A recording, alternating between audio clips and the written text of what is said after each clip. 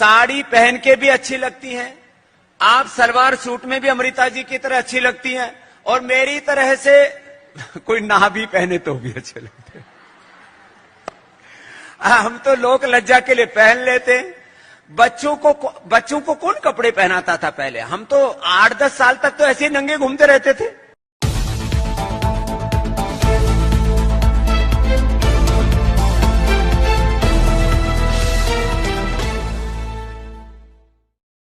विवादित बयानबाजी से योग गुरु बाबा रामदेव ने इंसानियत की सारी सीमाएं पार करते हुए महिलाओं को संबोधित करने के दौरान ही महिलाओं के प्रति घिनौना विवादित बयान दिया।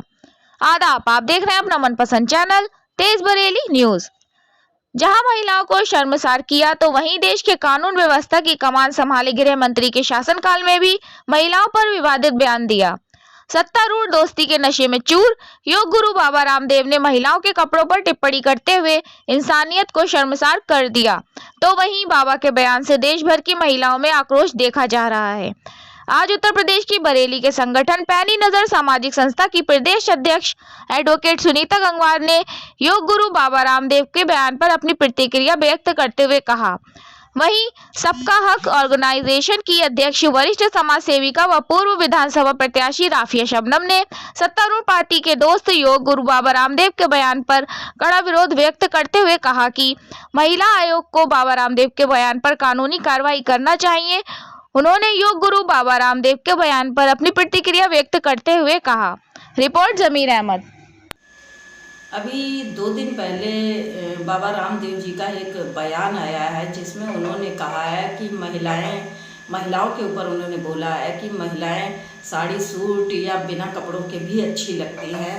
मैं पूछना चाहती हूँ कि बाबा रामदेव जी जो हैं क्या होशो हवास में इस तरह के बयान दे रहे हैं कि महिलाओं के लिए इतने अभद्र शब्दों का इस्तेमाल कर रहे हैं कि बिना कपड़ों के महिलाएं अच्छी लगती हैं। ये नज़रिया है उनका। अपने आप को सन्यासी कहते हैं। बीजेपी के लोग किस तरह की संस्कृति का पालन करते हैं, अपने आप को कहते हैं भारतीय संस्कृति के हम संरक्षक हैं, और महिलाओं के लिए बिना कपड़ों के रहने की बात करते हैं। शर्म आती है बीजेपी की ऐसी सोच पर, और बीजेपी के लोगों पर दया आती है कि इनका स्तर सोचने का कितना गिर चुका है।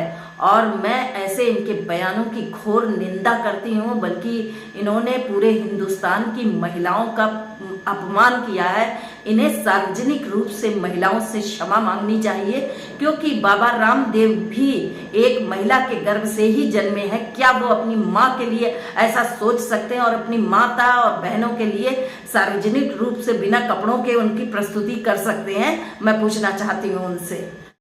देखिए, बात रामदेव की है तो रामदेव की बात निकली है। बाबा हैं वो, तो उनकी बात को ज्यादा लोग ध्यान भी दे रहे हैं कि बाबा होकर उन्होंने इतने नारी के लिए इतनी असम्मानजनक बात कही है।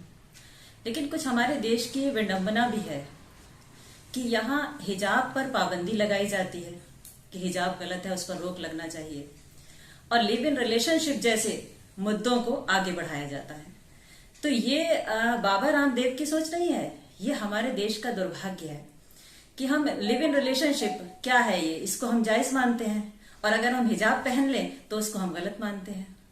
तो सबसे पहले समस्या हमारे विचारों की है, रामदेव की गलती नहीं है इसमें। ये हमारे देश की अजब समस्या है और इसका सामना हमें करना पड़ेगा। क्यों सबसे पहले आपने हिजाब पर पाबंदी क्यों लगाई थी? इसलिए कि औरत बिना कपड़ों के अच्छी लगती है या कम कपड़ों में अच्छी लगती है? तो रामदेव को ही क्यों कहें? मैं तो सबको, सारे देश को कहूंगी, मैं उन लोगों को भी कहूंगी कि जिन्होंने लिव इन रिलेशनशिप जैसे कानून बनाए और श्रद्धा और आफ्ताब जैसे कांड यहाँ हुए, और आज कोई पहली बार नहीं हुआ है, हमेशा से ये कांड होते हैं।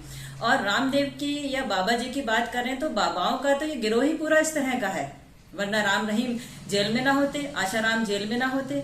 ये सिर्फ ब्रह्मचर्य का नाटक करने वाले बाबा का गिरोह है, मैंने गिरोह कहती हूँ।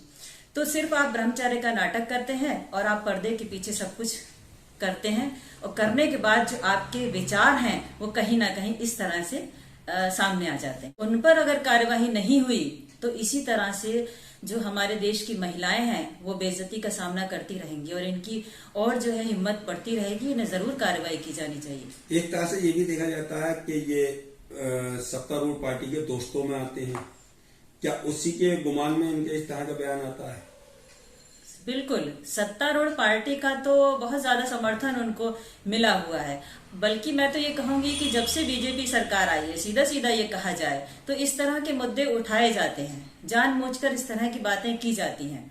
तो आप नारी का ही सम्मान नहीं कर सकते तो बिना वजह सबका साथ, सबका विश्वास, सबका विकास, ये सारे जो जुमले हैं ये सिर्फ जुमले हैं। और साथ में ये भी कहा जाता है कि बेटी बचाओ बेटी पढ़ाओ। अब बेटी के लिए नजरिया तो ये है, आप क्या बचाएंगे और क्या पढ़ाएंगे।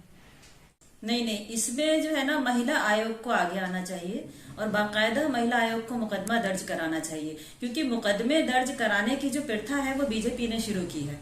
कोई भी छोटी सी बात होती है फौरन मुकदमा दर्ज हो जाता है। हिंदू मुस्लिम की बात करें या सिर्फ कहें कि मुस्लिम पक्ष पर बहुत ज्यादा मुकदमे दर्ज होते हैं, तो फिर क्यों इतनी बड़ी बात पर अभी तक मुकदमा दर्ज नहीं हुआ है। तो मेरी ऑर्गेनाइजेशन की तरफ से भी सरकार से ये मांग है कि इन पर जरूर मुकदमा दर्ज होना चाहिए और अपनी जो बीजेपी की प्रथा है उसको तो कम से कम कायम रखना ही चाहिए।